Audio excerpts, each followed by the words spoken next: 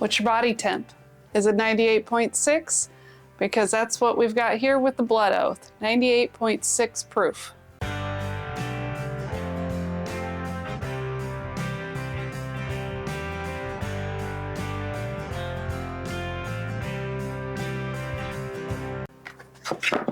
Today, I've got another special release bottle. We've got Blood Oath. This is Pack 9, 2023 bottle. And these all come in a box. They're all the same proof. 98.6 proof, just like your blood, hence the name Blood Oath. So I haven't tried this yet, so you get to see a fresh crack and a fresh review of it. If I can get it open. If you've seen many of these videos, I struggle with this more than I should. That one actually wasn't too bad. Let's see if we can get a good cork pop. Yeah, not bad. So, Blood Oath. Every year, they come out with a special edition. It's different whiskeys, different finishes. They don't really give a whole lot of information on it. That's kind of their thing. They want to keep it a secret. They just care about liking the product that they put out. They're not necessarily trying to cater to someone, so they're not telling you what the bourbon is, where it's from. They just tell you what it's finished in, and this one happens to be a blend of a 16-year, a 12-year, and a 7-year that was finished in Oloroso sherry casks. So it does have some age to it. It's got a decent color, not crazy dark, but it's a dark, maybe like an amber color, I would say. Well, it definitely smells like a bourbon. And it has those notes that I would expect on something that's aged. I almost think of it like a dusty, like dusty peanut shells, or some people like to use like an old book. Those kind of dusty old notes that you really only get from a whiskey that's pretty old. I don't know if you can see the legs on that, but they are thick and slowly going down the glass. So it makes me think that it should have a good mouthfeel, even though it's not a crazy high proof. I know a lot of people get, I want to say, offended by this bottle because it's not cheap per se, but it's pretty old. It is finished. It's a limited edition. It has everything that makes you think it wouldn't be cheap, but it is a lower proof than what a lot of people that are chasing these limited editions prefer. I drink a lot of lower proof whiskey, so I'm not as offended by the proof. I like that it adds to the Blood Oath, you know, the 98.6, always 98.6. I just think it's interesting. Would I love to see it at a little bit higher proof? Sure. I mean, the other ones. I haven't tried this one, so I don't know for sure on this one, but I'm guessing it's gonna be the same. That's why they usually get hate. But okay, now that it's sitting here, I've given it a little swirl. It's, the fruit's starting to come out. It's not just that dusty, oaky flavor or note that I was getting on the nose. It's now getting really fruity. Like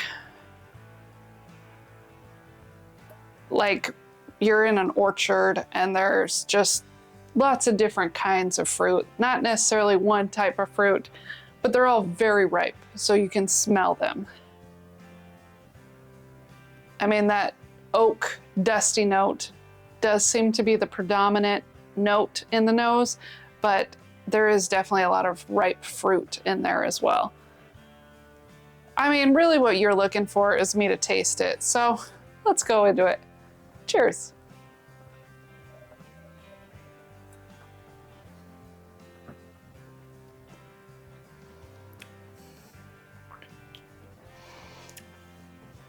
All right. Ooh. Ooh, that was a fun experience. I mean, it's still going, but so the nose didn't quite transfer to the palate.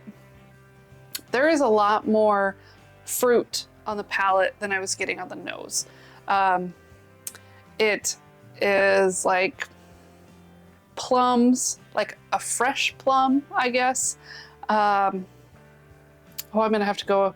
Oh, there's some chocolate in there, like a dark chocolate and dark fruitiness. Okay, now that I've tasted it, I think I'm getting more of the fruit on the nose as well.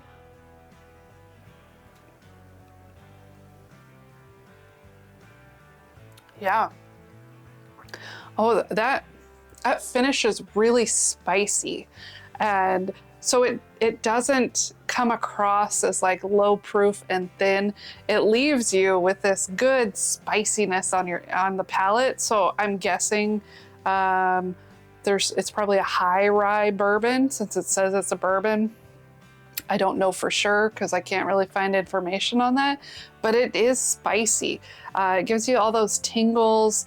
You get that oak in the finish, a little bit of fruit, but it's mostly spice and oak that I'm getting in the finish.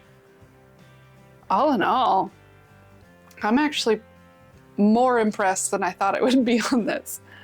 I gotta go in for one more sip. One more.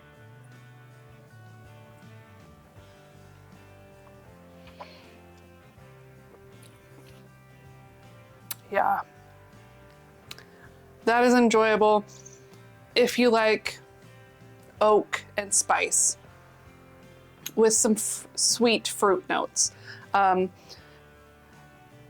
like all kinds of whiskey, so a lot of times when I talk about liking the oak flavor, I usually like a really sweet oak, where this one's a very spicy oak, if that makes sense. But I really like this.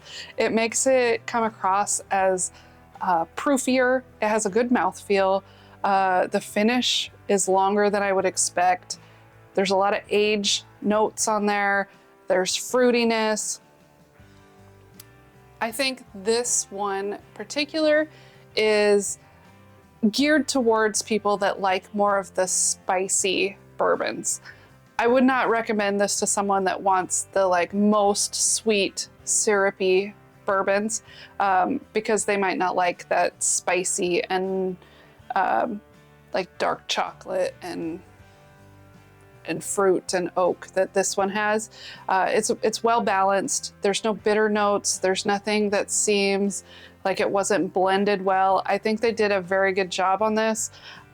I haven't compared, I mean, I haven't drank 7 and 8 in quite a while, but from my memory of those, I did like them, but I am liking the experience of this one better. It is not necessarily easy to find. It can be a little pricey depending on where you get it. So you really have to weigh those things into that if it's in your budget and if you seek limited editions. But I think this bottle is fantastic. I do like the spicy, tingly. I like ryes. I'm not getting rye flavors, but I'm getting that tingle and burn on my tongue that I would get from a rye. So you have to like that kind of thing. Anyway, thank you for watching. I appreciate all your support and I hope to see you soon. Cheers.